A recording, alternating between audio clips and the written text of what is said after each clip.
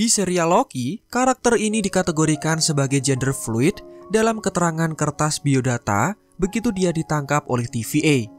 Gender fluid sendiri berarti orang yang bisa berubah-ubah gender dari pria ke wanita atau sebaliknya. Dan itulah yang terjadi dengan Loki, sehingga sangat memungkinkan kedepannya akan kita lihat sosok dari Lady Loki. Berbicara soal Lady Loki, ada hal menarik dari asal-usul karakter ini jika di dalam komik. Selamat datang di Marvel Indo, dan pada video kali ini kami akan sedikit menceritakan mengenai asal-usul dari Lady Loki yang mungkin akan diterapkan di dalam serialnya. Pastikan kalian klik tombol subscribe-nya bagi yang belum, dan berikut adalah video selengkapnya.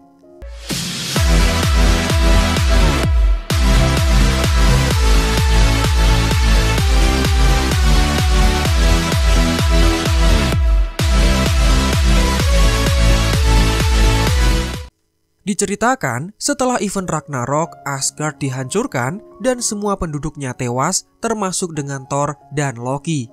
Kemudian dikisahkan bahwa Thor sebenarnya tidak mati ataupun hidup. Thor sedang berada di Void menuju Valhalla atau surganya Asgard. Thor kemudian didatangi oleh seorang pria bernama Donald Blake. Pria ini mengatakan bahwa Thor harus kembali ke bumi karena rakyat Asgard membutuhkannya. Thor mulai terpengaruh dan dia terpaksa bertarung dengan monster yang menahannya untuk pergi. Kemudian beralih ke Donald Blake sendiri, dia mendatangi kota Braxton, Oklahoma, dan dia menyewa sebuah motel untuk menginap. Kemudian di dalam kamar, jiwa Thor memasuki diri Donald Blake dan dia berubah menjadi Thor. Nah, sebenarnya dulunya Papa Odin pernah memberikan pelajaran kepada Thor yang masih sombong. Namun berbeda dengan di film, Odin memasukkan jiwa Thor ke dalam tubuh Donald Blake agar Thor bisa belajar tentang kemanusiaan. Dan Donald Blake inilah yang berpacaran dengan Jane Foster, sementara Thor tetap bersama dengan Lady Sif. Setelah itu, Thor mendirikan kerajaan New Asgard di kota Braxton, Oklahoma. Kemudian dia mendatangi New Orleans setelah terjadi badai besar yang menghancurkan kota itu. Thor mulai mencari para penduduk Asgard, namun di sini Thor tidak mengetahui sama sekali bagaimana bentuk dan rupa warga Asgard sekarang. Thor hanya mengetahui bahwa penduduk Asgard belum mati, dan esensi jiwa mereka masih tetap hidup serta bisa masuk ke dalam tubuh siapa saja. Thor masih kebingungan cara menemukan esensi itu. Kemudian dia mendatangi seseorang dan dia merasa mengenal orang tersebut. Namun sebaliknya pria itu tidak mengenal Thor sama sekali. Kemudian obrolan mereka dipotong oleh Tony Stark yang datang mencari Thor. Sebagai info tambahan, event Ragnarok dan Civil War terjadi bersamaan. Dan di sini Thor tiba di bumi setelah terjadinya Civil War. Dan jika kalian belum menonton video alur cerita Civil War, silakan klik tombol rekomendasi video kami di kanan atas ini. Kemudian kembali ke cerita, setelah Steve Rogers menyerah dalam perang sengit itu, Tony Stark kini menjadi direktur S.H.I.E.L.D. Dan di sini Amerika sudah memberlakukan registrasi terhadap manusia super. Manusia super kini tidak bisa beraksi di Amerika kecuali mereka mendaftarkan diri kepada pemerintah.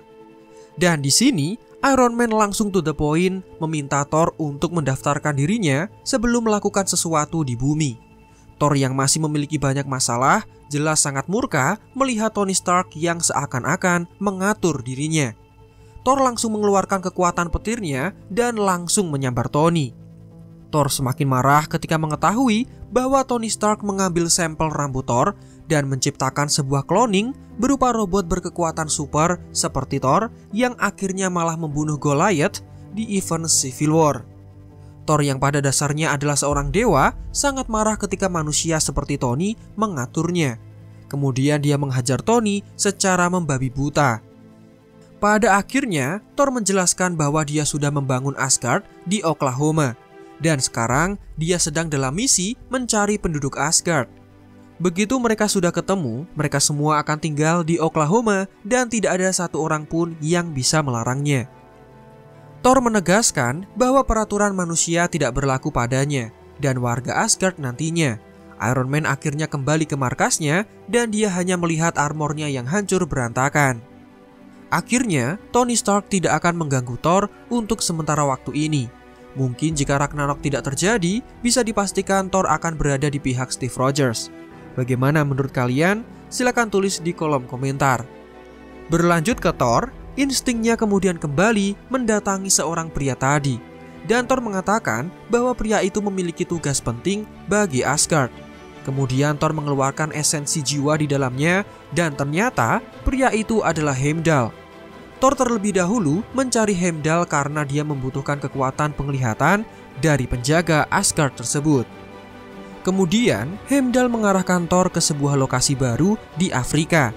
Dan di sana Thor bertemu dengan pejuang kemerdekaan Afrika yang dipimpin oleh esensi jiwa dari The Warriors 3. Namun, Thor tidak membawa pergi ketiga sahabatnya itu begitu saja. Thor menyempatkan diri untuk membantu menyelesaikan konflik di tempat itu dan warga tidak berdosa akhirnya berhasil diselamatkan. Kemudian, Heimdall mengarahkan Thor ke sebuah penjara di mana banyak manusia dikurung. Heimdall menjelaskan bahwa penjara itu sangat tertutup dan juga sulit untuk diterawang.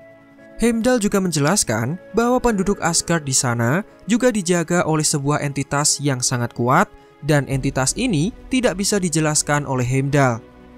Thor kemudian pergi menuju ke tempat itu dan ketika tiba, ternyata entitas tersebut adalah The Destroyer.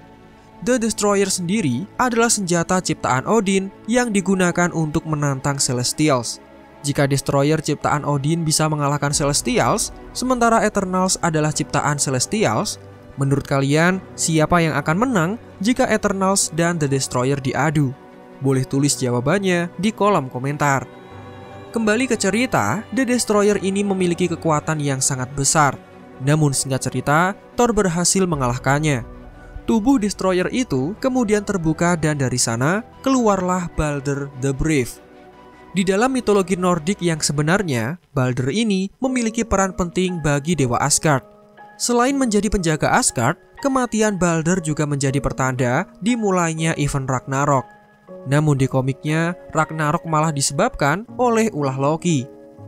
Di sini, Balder menjelaskan bahwa takdirnya adalah memastikan rakyat Asgard supaya terlindungi. Dan karena Ragnarok sudah terlanjur terjadi, Balder akhirnya masuk ke dalam armor Destroyer untuk menjaga rakyat Asgard. Kemudian, Thor memasuki penjara itu dan dia membebaskan semua orang di sana. Setelah itu, Thor mendatangi tahanan terakhir yang dipercayai adalah istrinya. Namun, secara mengejutkan, tahanan terakhir itu ternyata adalah Loki yang berada di dalam tubuh wanita. Ternyata jiwa Loki mencuri tubuh yang seharusnya digunakan untuk Lady Sif. Nah, itulah awal mula asal-usul terciptanya Lady Loki. Karena di serialnya sudah diperlihatkan timeline baru, mungkin saja origin ini yang digunakan oleh MCU jika menghadirkan Lady Loki di serialnya. Pada komik Thor and Loki dengan judul Double Trouble, Lady Loki merasuki sebuah bola sihir milik Odin yang dulu dicurinya saat masih jantan. Bola sihir itu kemudian membuka sebuah portal yang menarik Thor ke dalam ruang void yang misterius. Hal itu menyebabkan terbentuknya timeline baru di mana Jane Foster adalah Thor. Dan hal ini juga bisa nyambung ke film Thor Love and Thunder. Jika kalian sudah menonton video kami tentang Gorr the God Butcher, musuh utama dalam film Thor 4, serial Loki ini dengan film Thor Love and Thunder akan sangat berhubungan. Dan itulah asal-muasal dari karakter Lady Loki. Sekarang serialnya baru masuk 1 episode dan masih sisa 5 lagi.